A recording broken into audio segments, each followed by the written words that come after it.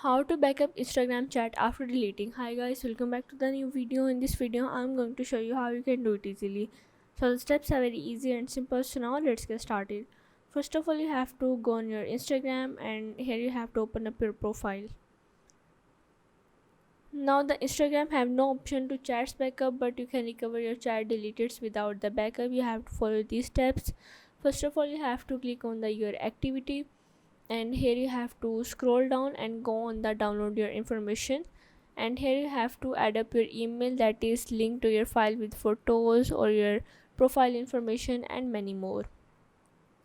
Once you add your email, you have to click on the request download, and here you have to add up your Instagram account password. Once you add the password, you have to click on the next, and here it is started creating a file of things that you have shared on the Instagram, or they check your spam inbox if you don't see it. What you have to do is click on the done, and the Instagram send you a backup file on your Gmail. What you have to do is simply go on your Gmail and open up that file.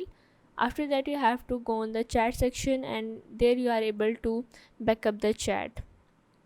So yeah, this is how you can backup Instagram chat after deleting.